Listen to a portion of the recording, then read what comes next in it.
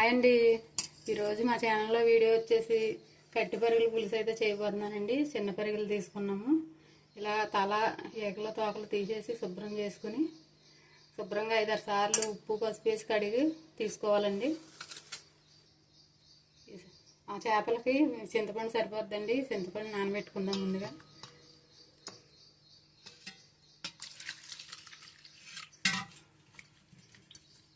నానబెట్టి పక్కన పెట్టుకుందాం అండి. 2 ఉల్లిపాయలు తీసుకున్నానండి. 10 పచ్చిమిరకాయలు తీసుకున్నాను.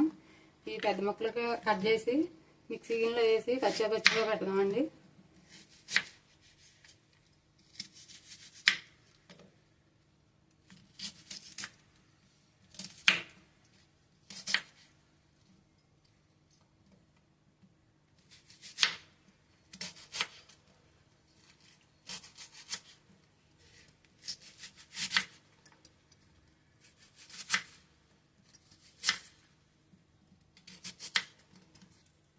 మిక్సీ గిన్నెలో వేసుకుందాం అండి.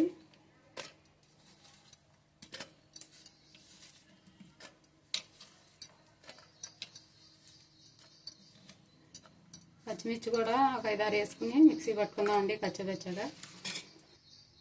ఒక 5-6 పచ్చిమిరకాయలు చీలికలు చేసి తీసుకుందాం అండి.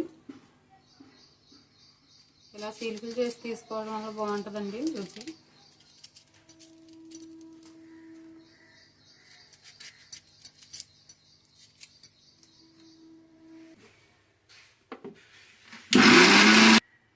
ఇలా కచ్చగా పట్టుకుంటే సరిపోద్దండి. చేపలు వేసుకుందాం అండి.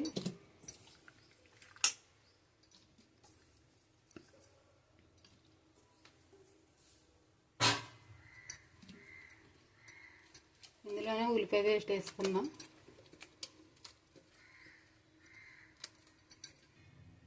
కట్ చేసిన పచ్చిమిరపకాయ ముక్కలు కూడా వేసుకుందాం అండి. రుచి సరిపడిన ఉప్పు,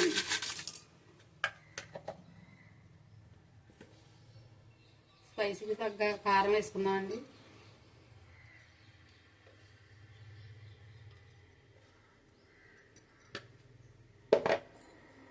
ఆయిల్ వేసుకుందాం అండి.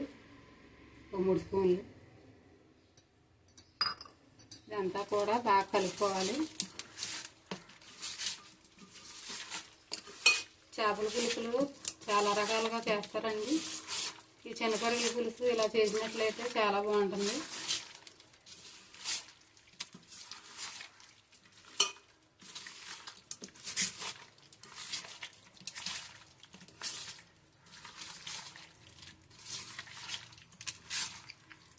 ఇదంతా బాగా కలుపుకుని చింతపండు పులుసు వేసుకుందాం అండి.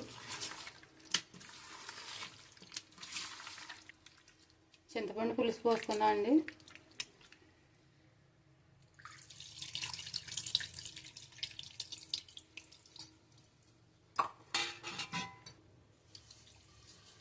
ఇలా పులుసు పోసిన తర్వాత కలిపేసుకుని స్టవ్ మీద పెట్టుకుందాం అండి.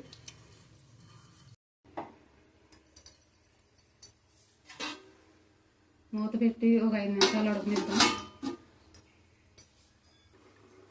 మూత ఇచ్చేద్దాం అండి ఒకసారి.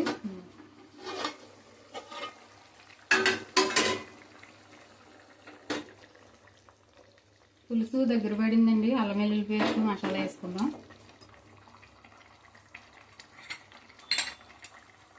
స్పూన్ అల్లం వెల్లుల్లి పేస్ట్ వేసుకుందాం అండి.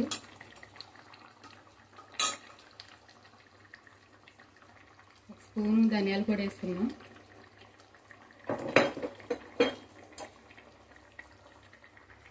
ఒక 1/2 స్పూన్ జీలకర్ర కూడా వేసుకుందాం అండి.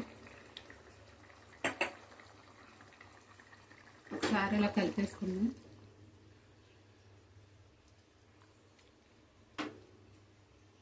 గరిటె పెట్టకుండా కలుపుకోవాలండి, లేకపోతే చేప ముక్కలు విడిపోతాయి. ఇంకొక 2 నిమిషాలు ఉడకనిచ్చి తీసేసుకుందాం. చేపల పులుసు దగ్గర పడిందండి. కొద్దిగా కొత్తిమీర వేసుకుని ఉంచేసుకుందాం. ఒకసారి కలిపి ఉంచేసుకుందాం అండి.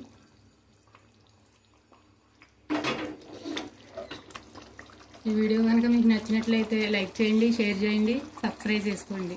మరొక మంచి వీడియోతో మళ్ళీ కలుద్దాం.